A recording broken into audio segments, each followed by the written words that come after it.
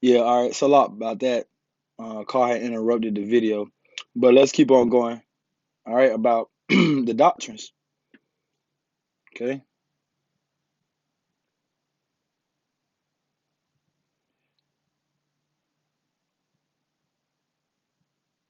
this is First Corinthians chapter 14 and verse 26. How is it then, brother, when ye come together, every one of you hath a psalm, hath a doctrine, hath a tongue, hath a revelation, hath an interpretation? Let all things be done unto edifying. All right, so you can't come together and everybody saying something different, man. You can't have four different camps out preaching on the same street corner together on the same line. It's not going to work, man. All right, it's not going to be edifying. All right, so the Lord not feeling everybody having a different doctrine, having a different revelation, a different interpretation, then blending it all together. No, all right. You believe in different things from what we believe in. You stay over there, and we're gonna stay over here. All right, but we're gonna teach the things that we were taught from the apostles and elders, man. Okay, that they got through the Rakakodash. All right, so we ought to let all things be done unto edifying. Okay,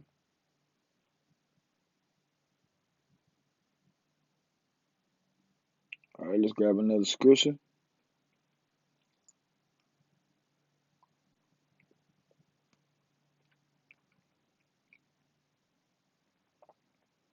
This is Ephesians chapter 4 and verse 11. And he gave some apostles, some prophets, and some evangelists, and some pastors, and some teachers for the perfecting of the saints, for the work of the ministry, for the edifying of the body of Hamashiach, till we all come in the unity of the faith and of the knowledge of the Son of the Most High, unto a perfect man, and to the measure of the stature of the fullness of Hamashiach,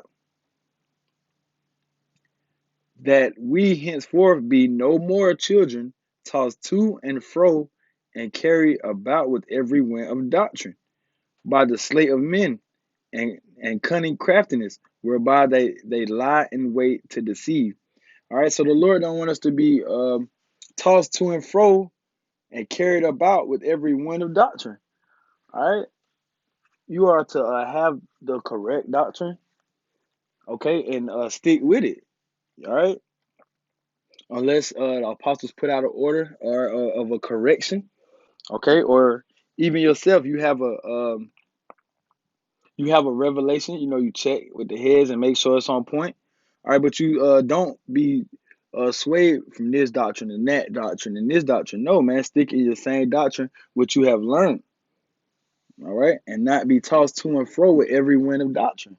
All right, got the American Babylonian doctrine mixed with the truth, mixed with Muslim. No, all right,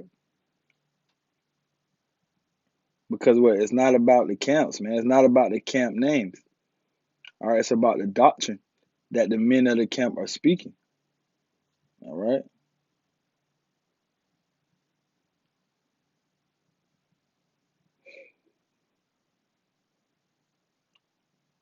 And because the doctrine was important, man. Yahweh Shai had the doctrine that he was the Messiah, and people was getting offended at that. All right, Job 11 and 4, for thou hast said, my doctrine is pure, and I am clean in thine eyes.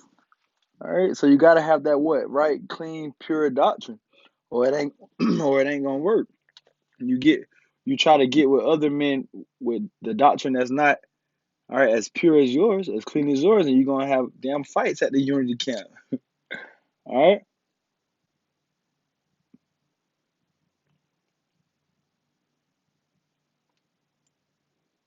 So this is it's the book of so like Isaiah chapter 28 and verse 9. Who shall he teach knowledge, and whom shall he make to understand doctrine? So how you gonna get this doctrine, man? How you gonna know if you're in the right doctrine? How you gonna know this the correct doctrine? All right. Who's the Lord gonna give the correct doctrine to? Psalm 28 and 9 says, who shall he teach knowledge, and whom shall he make to understand doctrine? Them that are weaned from the milk and drawn from the breast. All right.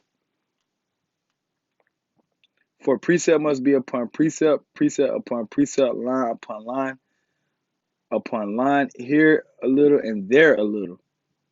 All right, that's beautiful. Verse 9.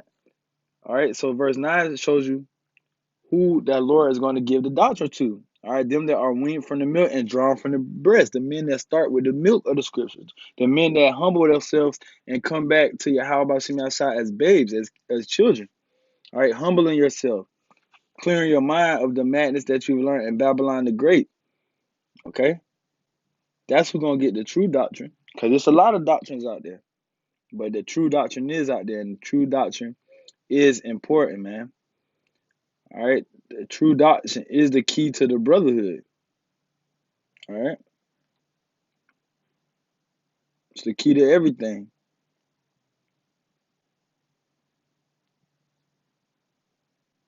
Let's grab another one real quick.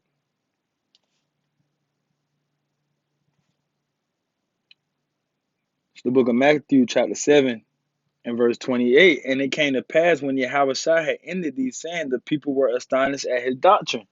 All right, so Yahweh had certain teachings that the people were astonished at, teaching what? That he was the only begotten son. All right, that doctrine, man, people are astonished with at Yahweh doctrine. Telling you what, his doctrine was different from what they had heard, man. The other Israelites had heard. Okay,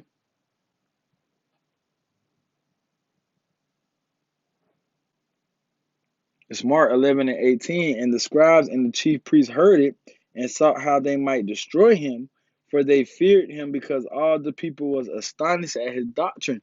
So when Yahweh was on the scene, he was preaching that he was the Son of Man, all right, and how the Gentiles, and about the Gentiles, all right, these people were shocked and astonished at his doctrine. So what? Telling you your teachings matter. The things that you speak, the way that the scriptures are broke down matter. All right, just because we are Israelites, we can't get together. It has to be the correct doctrine. All right, because Yahweh Shah had the correct doctrine, and people were astonished at his doctrine. Okay,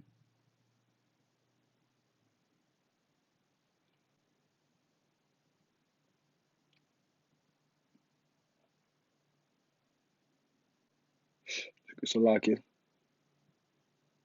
Now this is John chapter 7 and verse 16. Yahweh Shah answered them and said, "My doctrine is not mine, but his that sent me." All right, so the doctrine that we have received from the apostles and elders, all right, that comes from the Rakakwadash, the Holy Spirit. And the Holy Spirit comes from what? Yahweh. All right, by Hashem Yahweh Shai. All right, so the doctrine we are speaking of is not something we made up because we like it. All right, not just because we want to say we right, but nah, this doctrine is on high from Yahweh by Hashem Yahweh Shai, putting the Spirit on the apostles and elders to bring this thing out in truth and in sincerity. And what we are doing our research, and it's all adding up. All right. John 7 and 16, Yahweh shall answer them and said, "My doctrine is not mine, but is that sent me." All right, so the doctrine comes from what? Yahweh, man.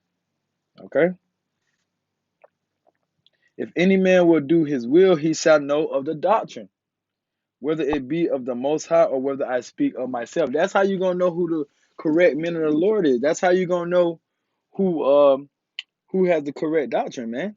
All right. That's how you're going to know what camp to subscribe to, the camp to which camp to learn from. All right. John 7 and 17. If any man will do his will, he shall know of the doctrine, whether it be of the Most High or whether I speak of myself. So the Lord should put the Spirit on you to know which camp has the correct doctrine, man. And through the Rakakwadash, we believe it's the apostles and elders of the great millstone, man. All right. And I'll grab one just for that, real quick. All right, because everybody say, "Oh, we dick riding the apostles and elders, man." We just call them a spade, man. These men got the correct doctrine, never took a break. The scriptures tell you to hold those men in high reverence. All right. 1 Timothy 5 and 17, let the elders that rule well be counted worthy of double honor, especially they who labor in the word and doctrine. And yeah, these men been laboring in the word and the doctrine, man. All right. So that's a beautiful thing to have the correct doctrine and to know that we can't get with all these camps because you only should be preaching with like-minded men that's in the same doctrine as you, the same teachings as you. All right. So Adonai Ratazah, that was edifying. Call her lawyer, how about Shemel Shai? Shalom.